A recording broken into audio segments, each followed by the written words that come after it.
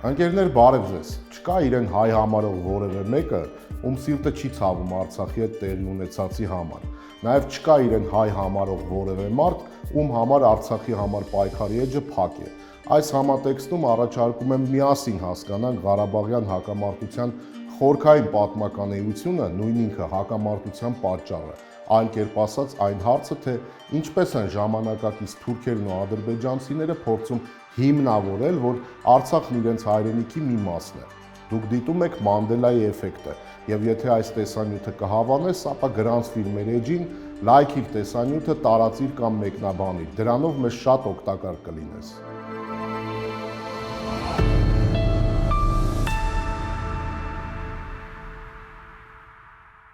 Իմաստ չեմ տեսնում հավելյալ անգամ հիմնավորելու, որ համաշխարհային պատմագիտությանը հայտնի չէ որևիցե տեսակի փաստ, որ Ղարաբաղում հայերից առաջ ինչ-որ ժողովուրդ է ապրել։ Ավելին, մասնագիտական խիղճ ու հարգանք ունեցող ցանկացած պատմաբան կհավաստի, որ Արցախը հայ ժողովրդի ձևավորման օրրաններից մեկն է եղել, եւ երբ տեղի է ունեցել անցումը հոմո սապիենսից դեպի էթնիկ միավոր, ապա Ղարաբաղի տարածքի հոմո սապիենսը դարձել է հայ մարդ, լեզվով, մշակույթով ու կրոնածիսական համակարգով։ Բայց սա մեկ այլ ծավալուն խոսակցության առարկա է, որն առաջիկայում անպայման կծավալենք։ Իսկ Մանդելայի էֆեկտի այս թողարկման ընթացքում փորձենք հասկանալ, թե երբ, ինչ պայմաններում եւ ինչպես է թուրքախոս տարը մուտք գործել եւ փորձել բնավորվել Ղարաբաղում։ Ինչպես ասում են, այս գլխից պայմանավորվենք, որ օգտագործվող թուրք,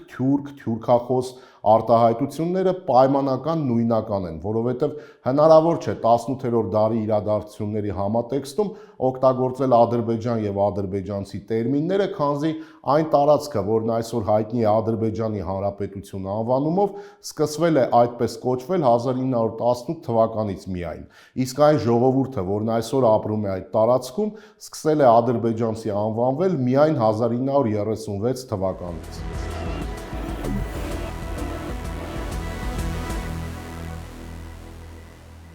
Հենց ամենասկզբից արձանագրենք, որ թուրքախոսների Ղարաբաղում բնավորվելու փորձը շատ երկար դարերի պատմություն չունի։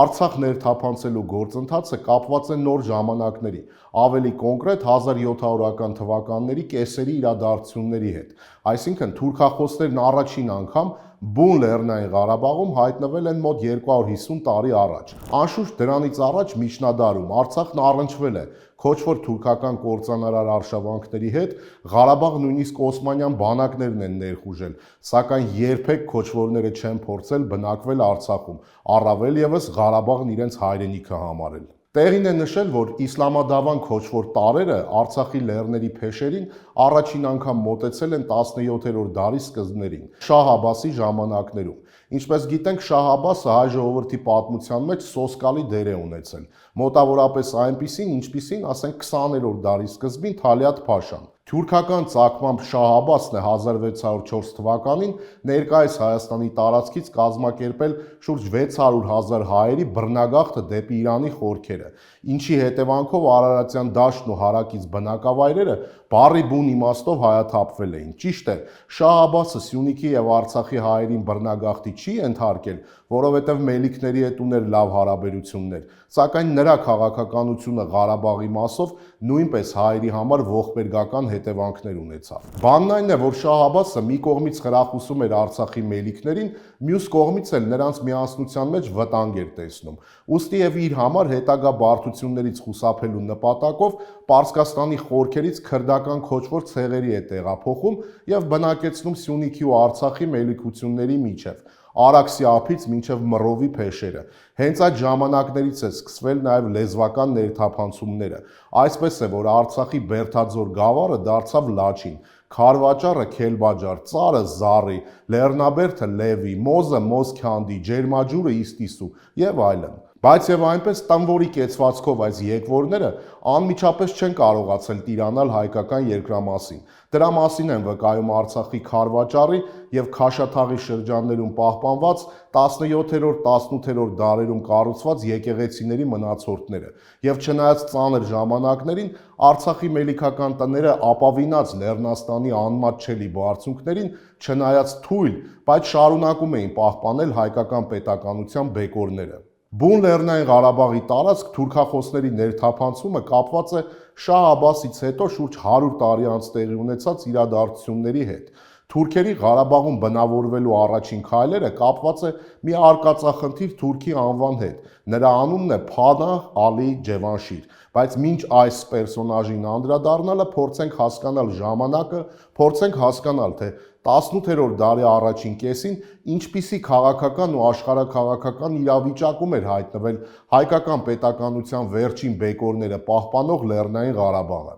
Պատմագիտության մեջ այս ժամանակահատվածն ընդունված է անվանել Խամսայի մելիքությունների դարաշրջան։ Խամսան արաբերեն նշանակում է հնգյակ։ Խոսքը Խաչենի իշխանատոհմերի ստեղծած զինական միության անդամ 5 հայկական իշխանությունների ընդհանուր անվանման մասին է,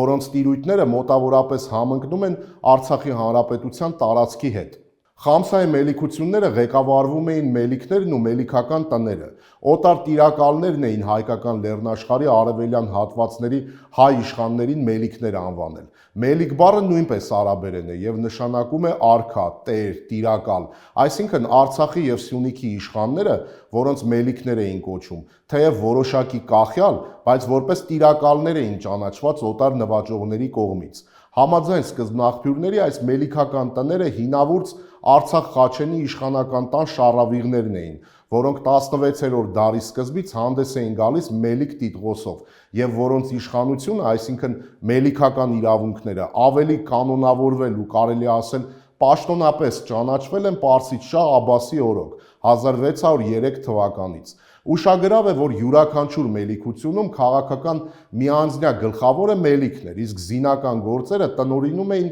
հիմնականում հարյուրապետերը, որոնք հյուզբաշի էին կոչվում եւ որոնք սովորաբար նշանակվում էին մելիքական տան անդամներից։ Իրենց հզորության գագաթնակետին Խամսայի մելիքությունները հատկապես աչքի էին ընկնում իրենց սղնախներով։ Սղնախ թարգմանաբար նշանակում է ամրություն։ Ճիշտ է, սղնախներ ունեցել են հայկական գրեթե բոլոր նահանգները, սակայն համեմատաբար առատ տեղեկություններ են պահպանվել Արցախի եւ Սյունիքի սղնախների մասին, որոնք օրգանապես կապված էին մելիքական տների ազատագրական պայքարի ու նրանց ռազմադիվանագիտական քաղաքականության հետ։ Ղարաբաղի 5 մելիքություններից յուրաքանչյուրն ուներ մեծ ու փոքր սղնախներ, որոնց մի մասը հայտնի Բերդ ամրոցներ էին դեռևս վաղ միջնադարում։ Խամսայի մելիքությունների գործերը վատացան 18-րդ դարի սկզբներին։ Սա մի ժամանակահատված է, երբ տարածաշրջանում խախտվել էր աշխարհաքաղաքական բալանսը։ Մի կողմից հարավային Կովկասից նահանջում էր քայքայվող պարսկական կայսրությունը, մյուս կողմից տարածաշրջան էր փորձում մտնել հզորացող ռուսական կայսրությունը, ինչն էլ գրգռում էր Օսմանյան կայսրության անհանգստությունը։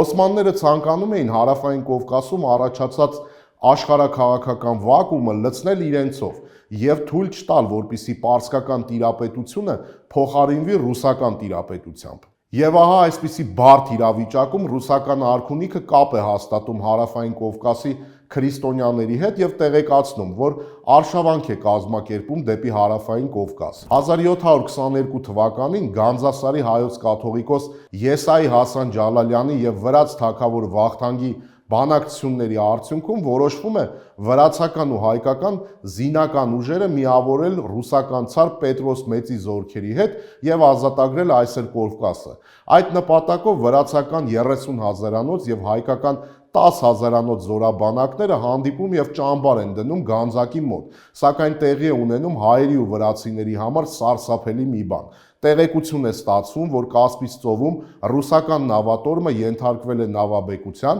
եւ Պետրոս Մեծը Կովկասյան արշավանքը հետաձգում է։ Հայկական եւ վրացական զորքերը ստիպված էին գլխիկոր տուն վերադառնալ ու պատրաստվել հարևան մուսուլման տիրակալներին դիմադրելուն։ Հայկական զինուժն ամեն դեպքում մարտական տեսանկյունից ընկճված չէր։ Համալրվելով աշխարհազորայիններով հայկական զինուժն Արցախից վռնդեց պարսկական զորքերին եւ ամրացավ սղնախներում, երթվելով պայքարել մինչև վերջ։ Այս դեպքերից հետո է, որ պարսիկներն ըստ էության ցանկանում էին պատժել հայերին, որ ողջունել էին Պետրոս Մեծի հարավային արշավանքի գաղափարն ու փաստացի անցել էին ռուսների կողմը։ Այնուամենայնիվ 1723-ի ընթացքում մեծ եւ փոքր սղնախները հաջողությամբ հետ են մղել Երևանի խանի եւ այլ զորքերի հարձակումները, Ավելին, նրանց նահանջի ժամանակ իսկական ջարդ են կազմակերպել Դիզակի Հադրութ գյուղի մոտակայքում։ Այս եւ հետագա մարտերում Խամսայի մելիքությունների զորքերի հմուտ ղեկավարներն էին Ավան, Թարխան, Շիրվան, Սարգիս, Բաղի, Աբրահամ Յուզբաշիները, որոնք իրենց քաջությամբ եւ հերոսություններով ոսկե տառերով էին գրել իրենց անունները հայոց պատմության մեջ։ Սաղնախների վիճակը բարդացավ 1724 թվականին, երբ կնքված ռուս-թուրքական համաձայնությամբ բացի Կասպից ծովի առափնյա հատվածից ամբողջ հարավային Կովկասը Ռուսաստանը ճանաչեց Օսմանյան կայսրության մաս, փաստացի տարածաշրջանում իր դիրքերը զիջելով թուրքերին։ Անգամ այս պայմաններում արցախցիները պայքարը շարունակեցին, նրանց մի ստվար զորաբանակ Ավան Յուզբաշու գլխավորությամբ օգնության հասավ Մեծ Սյունիքի ինքնապաշտպանական ուժերին եւ միասնական ուժերով Սյունիքից վտարեց օտար նվաճողներին։ Խամսայի մելիքությունների ինքնապաշտպանության վիճակը ծանրացավ 1725 թվականից, երբ օսմանները գրավեցին Գանձակն ու շարժվեցին Արցախ։ Արդեն 1726-ի վերջին Գանձակում ամրացած թուրքական մեծաքանակ զորքը Սարը Մուստաֆա Փաշայի գլխավորությամբ հարձակվում է Մեծ Սղնախի Շոշու բերդի վրա, թեև Ավան Յուզբաշու զորքերը հզոր դիմադրություն են ցույց տալիս, նույնիսկ թշնամուն ստիպում են նահանջել, սակայն այդ ժամանակից սկսած Սղնախների զորքերը սկսեցին ակնհայտորեն նոսրանալ։ Ղարաբաղի ինքնապաշտպանության համար կորուստ էր նաև Եսայի Հասան Ջալալյան կաթողիկոսի մահը։ Սղնախների ղեկավարներից ոմանք հետագա դիմադրությունը համարելով անիմաստ իրենց զինական ուժերով տեղափոխվեցին ռուսական տիրույթներ, որտեղ ռուսական արքունիքը նրանց բարձր պաշտոնների ու նյութական բարիքների էր արժանացնում։ Այնուամենայնիվ շատ կարևոր է արձանագրել, որ Խամսայի մելիքությունների զինուժի հիմնական մասն այդպես էլ չհեռացավ իր բնօրանից։ Հենց նրանք էլ հայոց մյուս զորքերի հետ մեծապես օգնեցին Իրանի շահ Նադիրին 1736 թվականին այսօր Կովկասից դուրս քշել օսմաններին։ Խամսայի մելիքությունները 18-րդ դարի երկրորդ կեսին վճռական դեր խաղացին պարսիկների հակաթուրքական պատերազմներում, հանդես գալով իբրև Արևելյան Հայաստանի զինվորական ուժի առանցքային դերակատար։ Որպեսզի հասկանալի լինի, թե ինչ ազդեցության եւ քաղաքական ուժի էին հասել Խամսայի մելիքությունները, բավական է միայն նշել այն հանգամանքը, որ Ղարաբաղի մելիքներից ավագին Դիզակի մելիք Եգանին Նադիր Շահ խանի տիտղոս էր շնորհել ու Բեկլարբեկ նույն ինքը իշխանած իշխան նշանակել։ Այսինքն Շահ Նադիրը այդ ժամանակվա պարսկական կայսրության ամենաբարձր տիտղոսներից մեկը շնորհել էր քրիստոնյա իշխանին, ավելին Մելիք Եգանն է ղեկավարել ռուսական արքունիք գործուղված Նադիր Շահի դեսպանությունը եւ անձամբ է պարսկական տերության անունից բանակցել կայսրուհի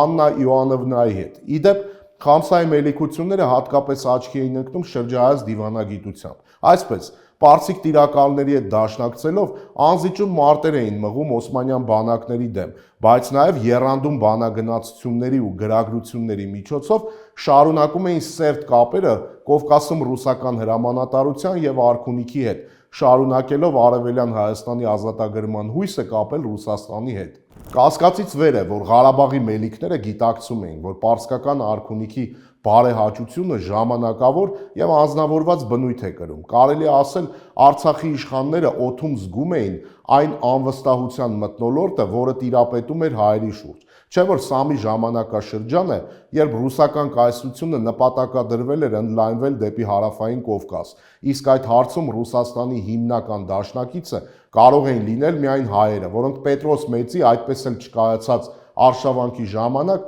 արդեն իսկ ապացուցել էին, որ անցնելու են ռուսների կողմը։ Այստեղից էլ բխում էր հայերի հանդեպ անվստահությունը։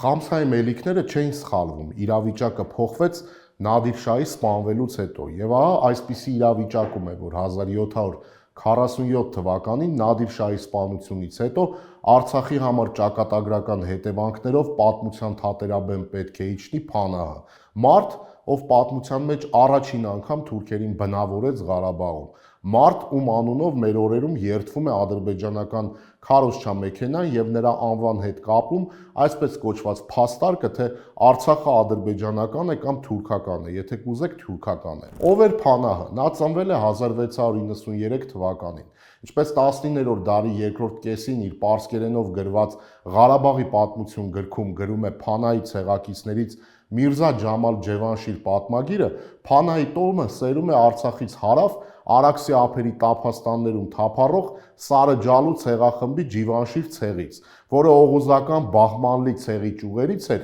եւ մոնղոլական արշավանքների ժամանակներում հարավային Կովկասում էր հայտնվել Թուրքեստանից։ Որպես ավազակաբարո եւ անբարեհույս տար, Նադիր շահը սրանց աքսորել էր այնտեղ, որտեղից որ եկել էին Խորասանի կողմերը։ Երիտասարդ Փանահը կարողացել էր Նադիր շահի պալատում պաշտոն ստանալ։ Միրզա Ջամալ Ջևանշիրն ասում է. Այդ պաշտոնը կատարելու համար պետք չէր ոչ մի արժանիք ունենալ բացի զիլ ձայնից, որպեսզի Պարսկաստանի սովորույթներին համապատասխան քաղաքային հրապարակներում հրապարակեին շահի հրամանները։ Փանահն այդ արժանիքն ուներ եւ դարձավ շահի մունետիկը։ Նրան անվանում էին Ջարչի Փանահ։ Նա այդ պարտականությունը կատարեց այնքան ժամանակ, մինչև որ ստիպված էր փախչել Խորասանից, որպեսզի խուսափի մահապատժից։ Խնդիրն այն է, որ Նադիրը մահապատժի էր ենթարկել Փանահ Ալիի եղբորը Բահբուդ Ալի բեկին եւ բարկացած էր նաեւ Փանահի վրա, այնպես որ նա վախենալով արժանանալ եղբոր ճակատագրին 1738 թվականին իր 6 ցեղակիցների հետ, որոնք նույնպես ծառայության մեջ էին շահի մոտ, փախչում է Խորասանից։ Երբ նրա փախուստը հայտնի է դառնում շահին, նրա հետևից ոստիկաններ են ուղարկվում ճանապարհին բռնելու համար, սակայն դա նրանց չի հաջողվում։ Ինչպես հայտնում է հայ գրող Ռաֆին, մտնելով Ղարաբաղյան վիլայեթի սահմաններ, Փանահն իր մերձավորների հետ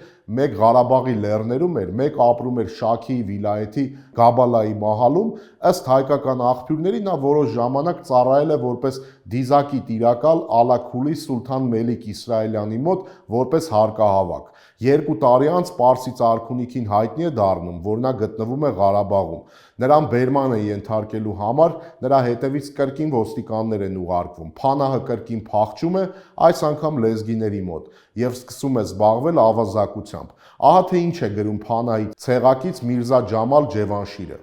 Փանահ Ալին իր շուրջը համախմբելով հարազատներից ու քոչվորների իլատներից հեռացած բազմաթիվ պատանիների, Շիրվանի, Շաքիի, Գանձակի եւ Ղարաբաղի վիլայեթներում զբաղված էր թալանով։ Կողոպուտները հարստացնում են նրա շրջապատը, նրանից կերտելով հաջողակ պարագլխի կերպար։ Անասունների շռայլ բաշխմամբ Փանահը հեղինակություն ձեռք բերեց նաև շարքային քոչվորների շրջանում, միաժամանակ պատիժների ու սպանությունների ճանապարհով իրեն ենթարկելով դժգոհներին։ Եվ երբ 1747 թվականին դավադրության արդյունքում սպանվում է Նադիր շահը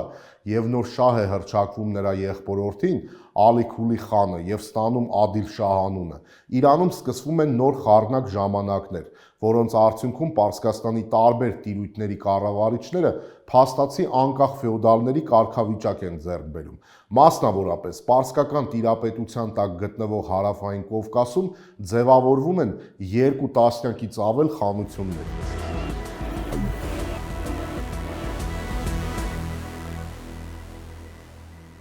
Այսպիսի խառնակ ժամանակներում Նադիրի մահվան լուրն առնելուն պես Փանահը իր 200 հեծյալներով կրկին հայտնվում է Ղարաբաղի մատույցներում։ Այդ ժամանակ Արցախի հարակից հատվածներ են վերադառնում նաև Օթուզիքի, Ջևանշիր եւ Քեբիրլի քոչվոր ցեղերը, որոնք Նադիր շահն աքսորել էր Խորասան։ Քանի որ Նադիրին հաջորդած Ադիլ շահի իշխանությունը երերուն էր եւ իշխանությունն ամրապնդելու համար նրա կողմնակիցներ էր փնտրում, տեղի է ունենում ուշագրավ միաժամանակ աբսուրդային մի բան։ Ադիլ շահի կողմից Ատրպատականի սարդար նշանակված Ամիր Ասլան խան Աֆշարը Փանահին ձի, սուր եւ նվերներ է ուղարկում, որպիսի նա իր զինված ավազակախմբով ենթարկվի Ադիլ շահին, ինչին ի պատասխան Փանահը հայտնում է իր հնազանդությունն ու հավատարմությունը Ադիլ շահի իշխանությանը։ Գոհ լինելով այս քայլից, Ադիլ Շահը Փանահին խանի տիտղոս է շնորհում եւ հրովարտակով նրան Ղարաբաղի կառավարիչ է նշանակում։ Ինչն է հետաքրքիր, Ադիլ Շահի հրովարտակի մասին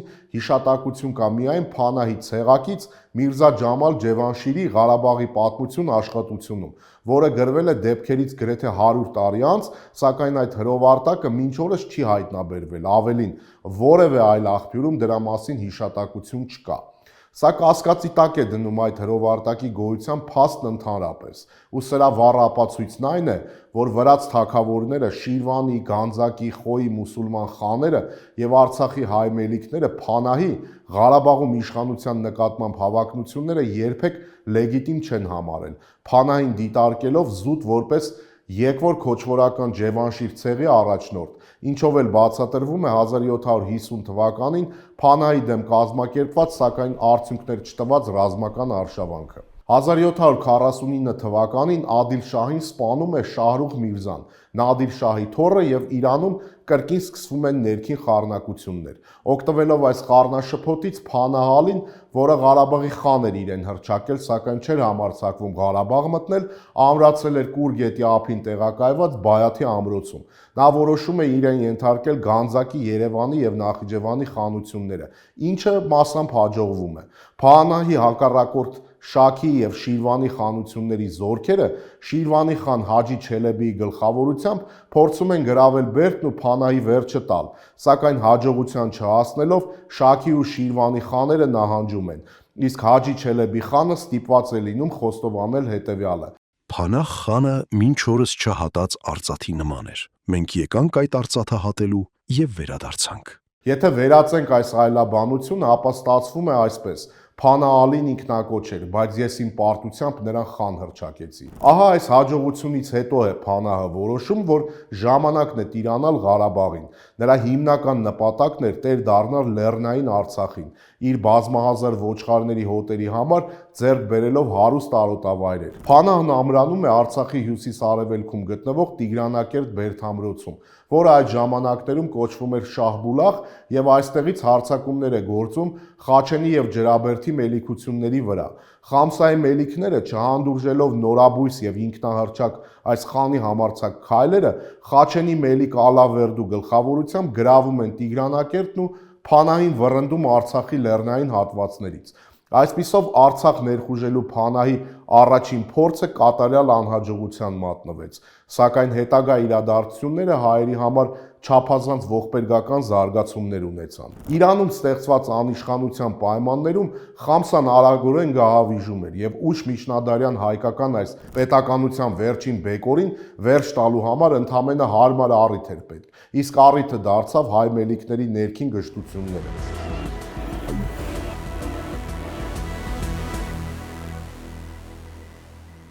1751 թվականին Վարանդայի Մելիքանիստ ավետարանոցում տեղի ունեցավ մի ընտանեկան սպանդ, ինչը բառի բուն իմաստով հեղափոխական դեր պետք է ունենար Ղարաբաղի պատմության հետագա ամբողջ ընթացքի եւ ճակատագրական պետք է դառնար Արցախահայության համար։ Ինչ տեղի ունեցավ։ Վարանդայի Մելիք Հուսեյնի մահվանից հետո սովորության համաձայն իշխանությունը անցնում է ավագ որդուն Հովսեփին։ Հովսեփի կրտսեր եղբայր Շահնազարը, որը փառասեր ու մի նենգ անձնավորություն էր, չհանդուրժելով Մելիք Հովսեփի իշխանությունը, դավադրաբար իր ձեռքով սպանում է եղբորը, չխնայելով նույնիսկ նրա ընտանիքի անդամներին։ Շահնազարի մեջ խոսում էր թուրքի արյունը, որը տակնու վրա արեց Խամսայի մելիքների կուռ միությունը։ Համաձայն աղբյուրների Հովսեփը Մելիք Հուսեյնի առաջին կնոջ Աննայի որդին էր, որը Դիզակի Մելիք Ավանի քույրն էր, իսկ Շահնազարը ծնվել էր Նախիջևանի խանի դուստր Զորա խանումից։ Զորային Մելիք Հուսեյնը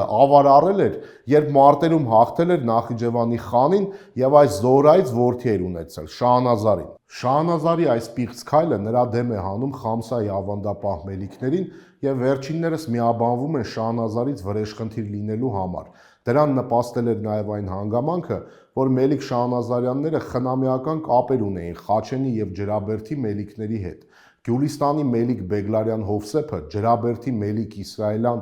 Ալահ Ղուլի Սուլթանը, Խաչենի Մելիք Ալավերդի Հասան Ջալալյանը եւ Դիզակի Մելիք Ավազան Եսային պաշարում են ավետարանոցը, սակայն չեն կարողանում գրավել Բերդը։ Սեփական եղբորը եւ նրա ընտանիքին սպանած Մելիք Շահնազարը դիմում է երկրորդ ստոր քայլին։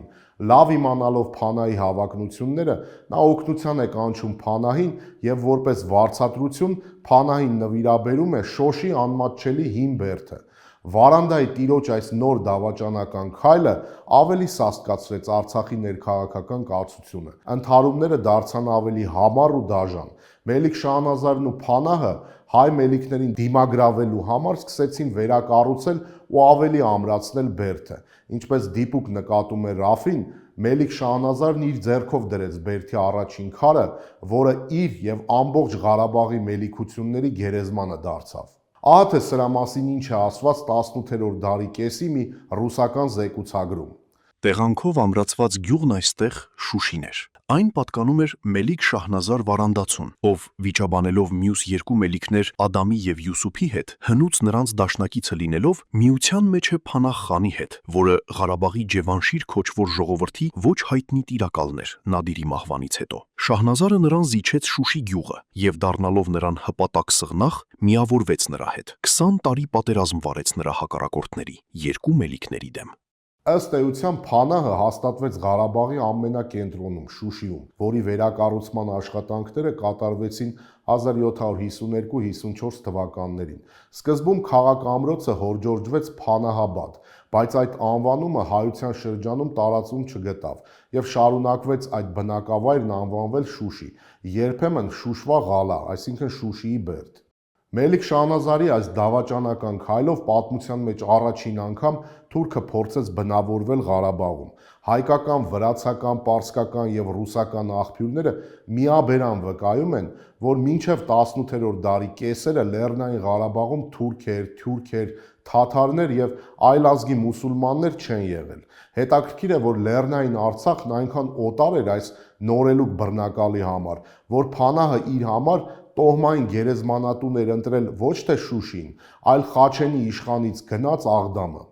Շուշիում զինուժով հաստատված Փանահը գիտակցում էր, որ օտար միջավայրում է գտնվում եւ Լեռնային Արցախում ամրապնդվելու համար իրեն հենման կետ է անհրաժեշտ, այլ կերպ ասած սոցիալական բազա։ Փանահն իր դիրքերն ամրացնելու եւ էթնիկական հենարան ստեղծելու համար Վրաստանից եւ Միլ Մուղանի Տափաստանում վխտացող Կարաչարլի, Ջինլի, Դամիրշլի, Հասանլի, Ղզլ Հաջիլի, Սաֆիքյուրտ, Քյոհամեդլի, Սահատլի, Քենգերլի եւ մի շարք այլ քոչվորական թուրքախոս ցեղերի տեղափոխում է Ղարաբաղ։ Այս ցեղերին Փանահը բնակեցնում է Շուշիի շրջակայքում եւ Դաշնային Ղարաբաղից Շուշի տանող ճանապարհների երկայնքով։ Ստեղծվում է համանուն թուրքաբնակ գյուղեր։ Միաժամանակ Շուշիում ստեղծվում է նաեւ թուրքաբնակ թաղամաս։ Տիրելով Ղարաբաղի սրտին Շուշիին, Փանահը ձգտում էր քաղաքային կենցաղ ու միջավայր ստեղծել։ Ահա թե ինչու է նա փորձել Ղարաբաղի գյուղական բնակչությանը տեղափոխել Շուշի։ Սակայն գյուղական ապրելակերպ դավանող պահպանողական ղարաբաղցիները հրաժարվել են տեղափոխվել Շուշի։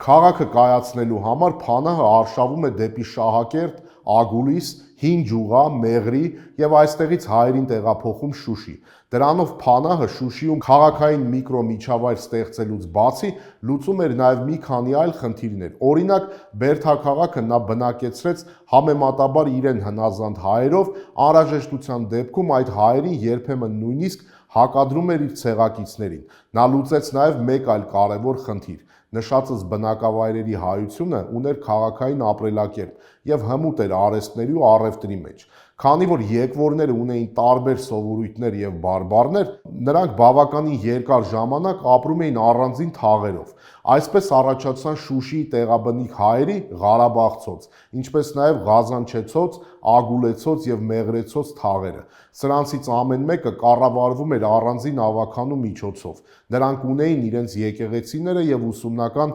մշակութային հաստատությունները։ Այսպիսով Շուշին մի կողմից ուներ թուրքական թաղամաս, իսկ մյուս կողմից հայկական իրար կից 4 թաղամասեր։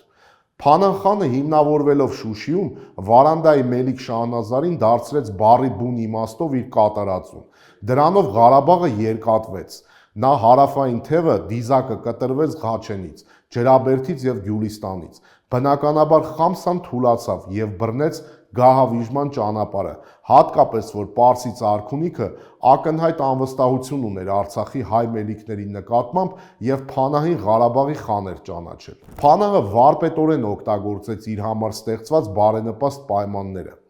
Նա իր ամբողջ ուժով սկզբում հարձակվեց Խաչենի մելիքության վրա։ Բանն այն է, որ Վարանդայի սպանված Մելիք Հովսեփը Խաչենի Մելիք Ալավերդի Հասան Ջալալյանի փեսան էր, որի մոտ էր գտնվում Մելիք Շահնազարի եղեռնագործությունից միակ փրկված թոռը։ Վերջինս համարվում էր Վարանդայի մելիքության օրինական տերը։ Ահա թե ինչու Փանահի ու Շահնազարի համար օրախնդիր էր դարձել Խաչենի մելիքության վերացումը։ Սկզբում Մելիք Ալավերդի Հասան Ջալալյանին հաջողվում է ջարդել Փանահի զորքերին, սակայն դաշտավայրում հետապնդելով թշնամուն խաչենցիները անհաջողության են մատնվում եւ պատսպարվում են Ուլուպա բերդում։ Այստեղ էլ խաչենցիները նորից հաղթանակի են հասնում։ Դեռ ավելին, հակառակորդը բերդի պաշտպանների հուժկ ու հարվածների տակ փախուստի է մատնվում։ Հետապնդելով նահանջող թշնամուն, խաչենցիները ճակատամարտի վայր են դարձնում ներկայիս Խոջալույի տարածքը, սակայն վճռական այս ճակատամարտում Մելիք Ալավերդի Հասան Ջալալյանի զորքերը պարտվում են։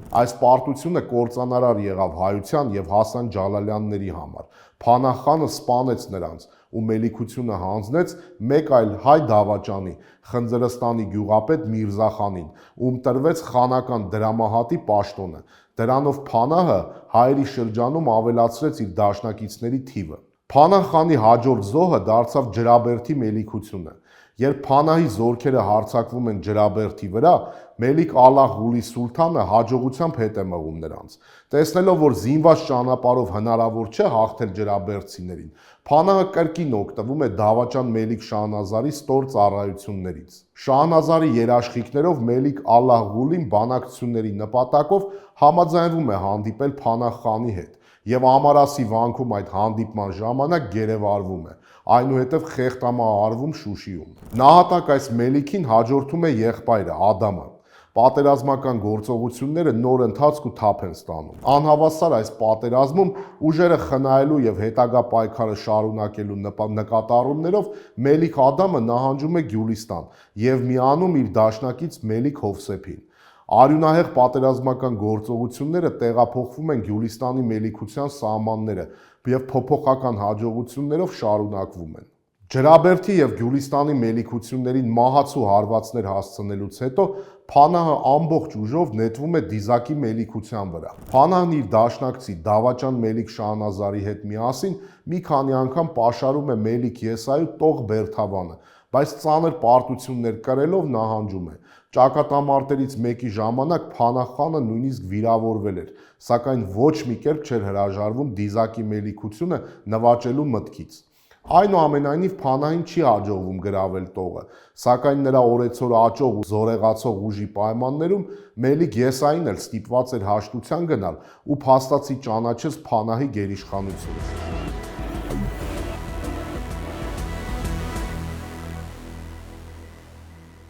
Ուշագրավ է, որ Ղարաբաղում բոլորը չէ, որ պատրաստ էին խոնարհվել Փանահի առջև։ Կային մելիքներ, որ հակափանահյան պայքարը շարունակեցին։ Այսպես, երբ 1759 թվականին Ատրպատականի տիրակալ Ֆաթալի խան Աֆշարը մոտեցավ Շուշիին,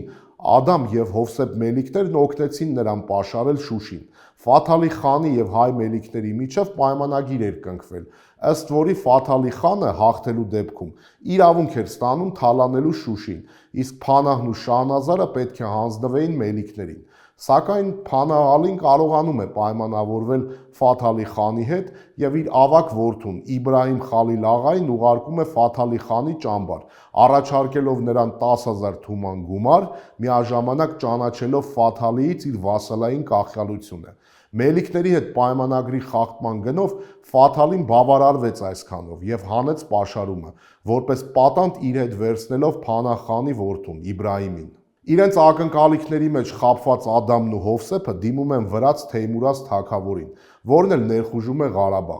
Փանահը ջախջախվում է Քարքար գետի մոտ եւ փախուստի ժամանակ գերեվարվում է, ինչից անմիջապես հետո վերցվում է նաեւ Ավետարանոց ամրոցը, որտեղ թաքնվել էր Շահնազարը։ Թեյմուրազը սակայն ձգձգում էր գերիների հանձնումը մելիքներին եւ նրանք սկսում են կասկածել, որ նա Ֆաթալի խանի պես ցանկանում է խաբել իրենց եւ ազատ արձակել գերիներին, փրկագին ստանալու դիմաց։ Այդ ժամանակ մելիքները դիմում են Շիրվանի խան Հաջի Չելեբիին եւ նրա հետ միասին հանդես են գալիս գանձակը գրաված Թեյմուրազ արքայի դեմ։ Շեյխ Նիզամի տեղանքում տեղի ունեցած ճակատամարտում Թեյմուրազը գլխովին ջախջախվում է, իսկ նրա գերեվարած գանձակի կառավարիչ Շահվերդի խանն ազատ է արձակվում։ Սակայն Թեյմուրազն արդեն իսկ հասցրել էր ազատ արձակել Փանահին ու Մելիք Շահնազարին։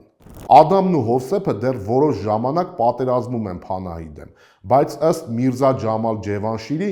Գանձակի Շահվերդի խանը կամավոր կերպով միջնորդում է հաշտեցնելու մելիքներին Փանահի հետ։ Համաձայն կնքված պայմանագրի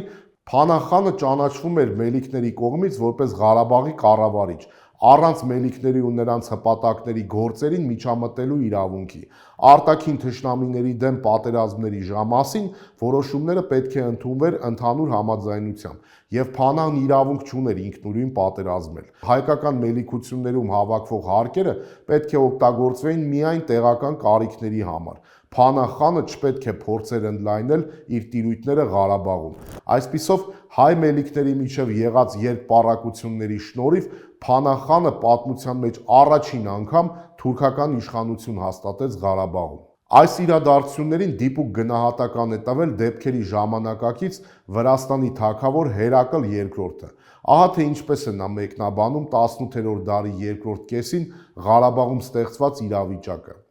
Խամսան ոևոդական իշխանների տիրապետությամբ տիրույթներ են, ամբողջ ժողովուրդը, հայկական ավանդույթներով ապրող, այդ տիրույթները հայոց պատրիարք ունեն։ Փանահ Ալի անունով մեկ մարդ Մուհամեդի օրենքով եւ Ջևանշիր ժողովրդի կողմից ուժ կիրառեց։ Խամսայում կա հին ամրոց, որը նա խաբեությամբ գրավել է։ Խամսայի հայերը կռվի մեջ քաջ են, բայց քանի որ ոևոդները միմյանց միջև տարաձայնություններ ունեն, այդ պատճառով ամբողջ իշխանությունը Ջևանշիրները վերցրել են իրենց ձեռքը։ Հետաքրքիր է նաև Փանահ խանի վախճանի պատմությունը։ Երբ Իրանում իշխանությունը զավթում է Քարիմ խան Զենդը, անմիջապես հարձակվում է Ատրպատականի Ֆաթալի խանի վրա, որի մոտ պատանդի կարգավիճակում պահվում էր Փանահի որդի Իբրահիմը։ Քարիմ խանը գերեվարված Ֆաթալի խանին իր հետ տանում է Շիրազ, միաժամանակ իր դաշնակիցներին, այդ թվում Փանահ խանին, հրավիրում է Շիրազ հանդիսավոր խնջույքի մասնակցելու։ Սակայն Քարիմ խանի այսպես կոչված հյուրերը հասկանում են, որ իրենց թույլ չեն տալու լքել Շիրազը։ Փանահի վախճանի մասին կա երկու սկզբնաղբյուր։ Առաջինը Միրզա Ջամալ Ջևանշիր Ղարաբաղցին է, ով գրում է. Փանահ խանը կարճ ժամանակ է մնացել Շիրազ քաղաքում, որը Քարիմ խանի մայրաքաղաքն էր։ Վերջապես եկավ նրա մահվան ժամը, եւ նա հաղորդվեց Աստծո ողորմությանը Շիրազում։ Նրա դիակը մեծ պատիվներով տարան Ղարաբաղ եւ հողին հանձնեցին իր սեփական կալվածքում, որն այժմ հայտնի է Աղդամ անունով։ Իսկ ահա թե ինչպես է Ռաֆին իր հայտնի Խամսայի մելիքությունները աշխատության մեջ ներկայացնում Փանահ խանի վախճանը։ Փանահ խանը հարուստ պարգևներով գնաց Պարսկաստան, Քարիմ խանի մոտ, հույս ունենալով ստանալ իր որդուն։ 2 տարի նա մնաց Շիրազում, բայց տեսնելով, որ որդուն չեն վերադարձնում, իրեն էլ բաց չեն թողնում, խորամանկությամբ սկսում է խաղալ, որպեսզի գոնե ինքն իրեն փրկի։ Քանի որ Քարիմ խանը, ով իրեն համարում էր ամբողջ Պարսկաստանի տիրակալը, հանուն երկրում խաղաղության չէր ցանկանում բաց թողնել Ղարաբաղում հանգստությունը խաթարող մարդուն, Փանահ խանը մեռյալ է ձևանում եւ դրվում է դագաղի մեջ։ Փանահ խանի մարդիկ, դիմելով Քարիմ խանին, խնդրում են թույլ տալ կատարել հանգուցյալի կամքը, նրա մարմինը տանել Ղարաբաղ եւ թաղել այնտեղ։ Քարիմ խանը կռահում է խորամանկությունը եւ ասում. «Ես պետք է պատվով թաղեմ հանգուցյալին, եւ որպեսի ճանապարհին մարմինը չգար շահոտի, պետք է զմռսել նրան»։ Քարիմ խանի հրամանով դահիճները կենթանի հանգուցյալի ներքին օրգանները հանում են, ինչպես սովորաբար արվում է դիակների զմռսման ժամանակ, իսկ հետո դիակը հանձնում են նրա մարդկանց, ասելով. «Այժմ կարող եք տանել»։ Փանահ խանի դին տեղափոխում են Ղարաբաղ։ Այսպիսի մահով է մահացել Փանահ խանը 1763 թվականին։ Դրանից հետո Քարիմ խանը, ենթադրելով, որ որդին Պարսկաստանին ծառայելու է ավելի նվիրված, քան իր նենք հայրը, նրան խանի կոչում է տվել եւ ուղարկել Ղարաբաղ։ Իբրահիմ աղան դառնում է Իբրահիմ խան եւ փոխարինում է հորը։